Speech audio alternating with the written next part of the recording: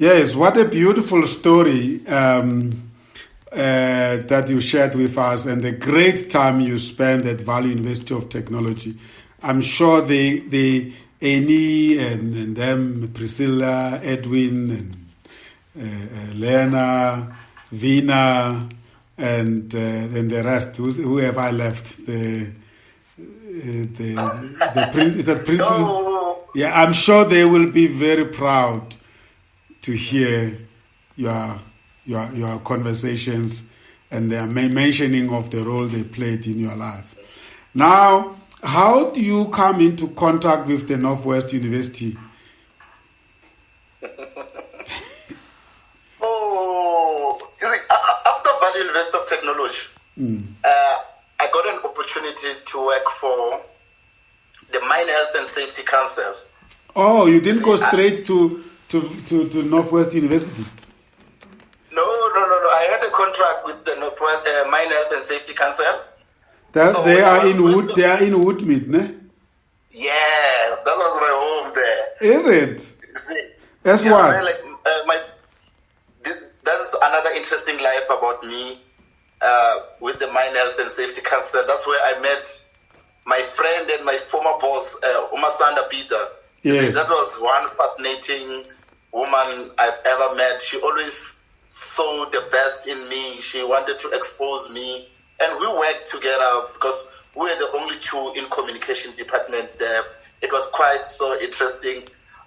Majority of my memories, in traveling, because that's where I believe I've traveled a lot. That's when I was introduced in the life of taking a flight to Durban, to Cape Town, to travel around South Africa, where there were mining activities happening around there. So when I was with the Mine Health and Safety Council, after my contract was discontinued again, I went to, it was Divine College. There I didn't stay long at Divine College, you see. Which college? And then, Divine College in Verneging. After my contract, I went to Divine College. Yes. And then I've been there, I think, for close to 6 months at Divine College. But when I was at Divine College, I had interesting colleagues there, you see. Yeah. That's where I met my late friend, Willie. There's a gentleman, may his soul rest in peace. He was buried last week.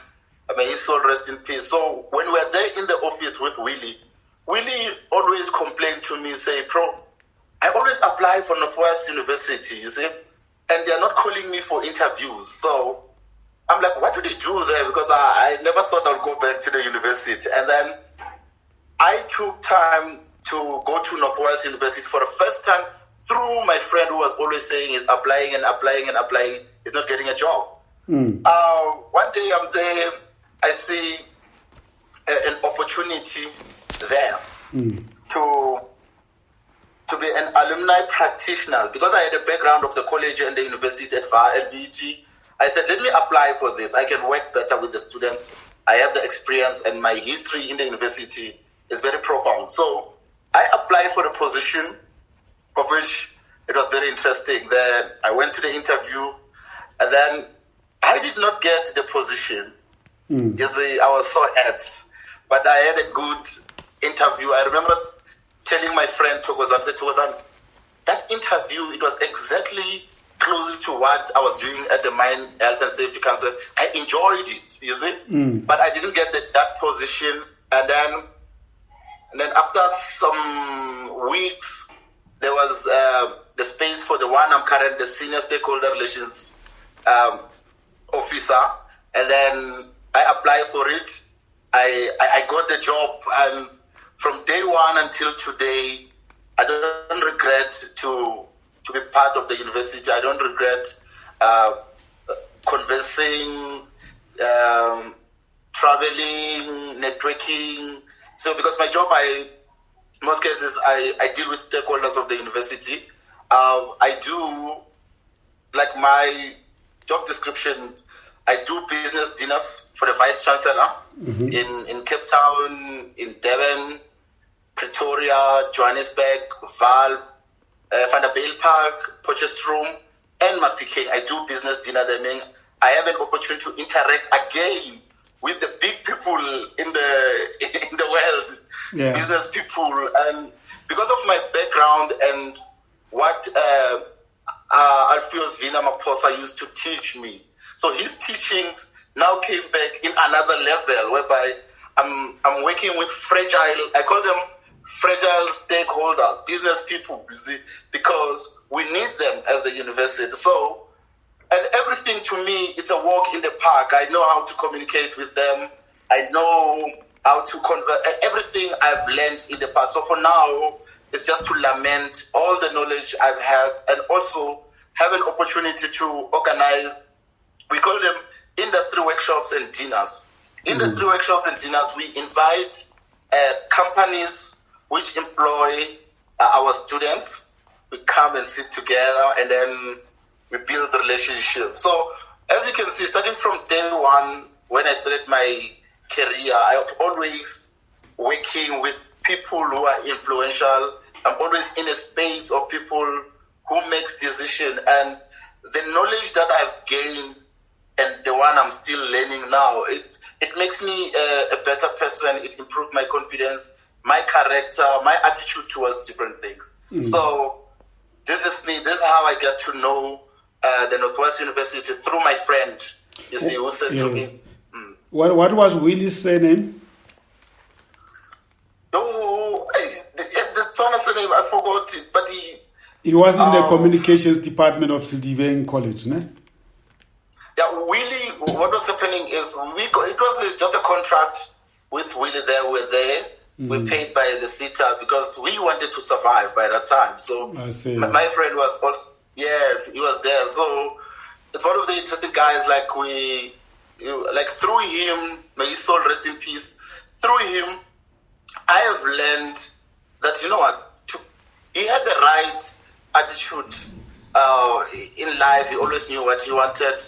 And then I took his advice to say, apply, and I applied. I got a job. And even himself, he never got a job there. I was so lucky. Yeah, beautiful.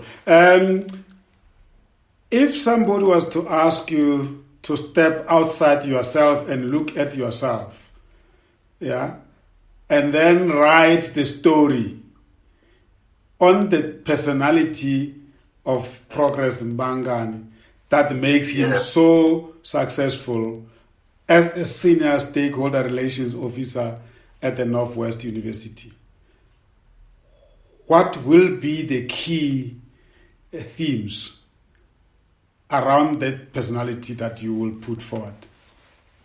What comes first in my mind? Progress, the hard worker, the dreamer. You see, I'm always diligent. Whatever I do, I give my all. I don't compromise. I always make sure that I give my 100%. You see, so I would say Progress is a hard worker, and Progress is very patient in life, and Progress understands life that not all the time things will go your way. Especially, like, I don't want to lie to you. I remember when I left Vaal University of Technology, based on the time I spent there, I felt like, wow, I wish I could get a permanent job. You see, because some of my friends already, they were ahead, and I was doing things they were not doing. The exposure I had, but I was not permanent. So I would say Progress, the hard worker with the right mindset, and with both, you can go everywhere in life. You can be a person you never imagined. Look at me today. And tell me the kind of technical skills that you were taught at the university that you are so applying today, and you are grateful to have acquired them. Communication comes first. Like I always say to my friends, I studied communication science, you see, and the science around it. Not just mere communication. I think communication is the reason why I relate with people, is the reason why I understand, because you also learn about emotional intelligence. I remember there was at some point, I felt discouraged, to say, I work with people I see on TV, I have contact numbers of people I read about, but I kept on communicating with those people. The words they were sharing with me kept me alive day and night. If you have someone like Vina, I remember my friend said to me, but why can't you speak to Vina?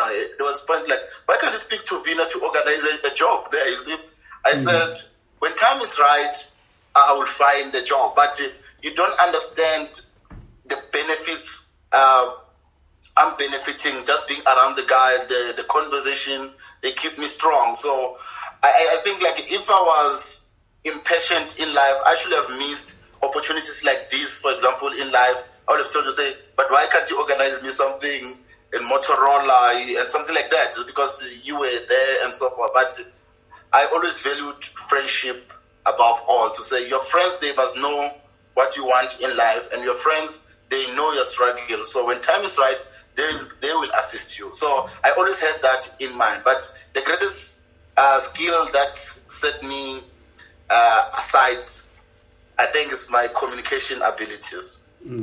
Both oral and written.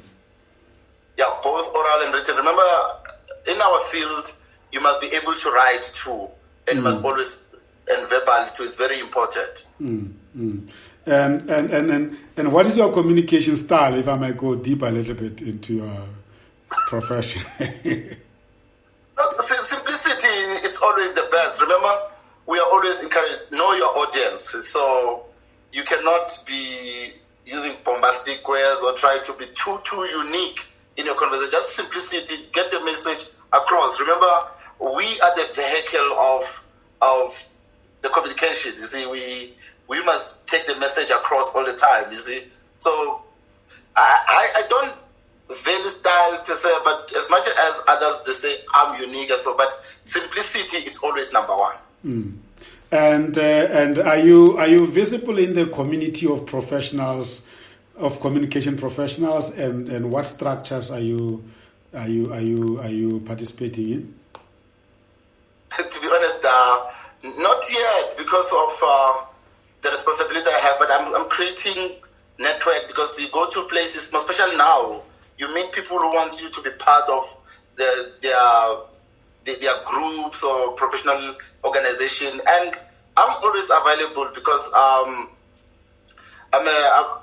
want to be something I was not 20 years ago, you see. So I always want to fill my life with different stories all the time, and now it's good, it's easy, unlike in the past whereby you have to struggle. But now these things, they come to you because you are there, you converse with them, some they want to invite you, you see.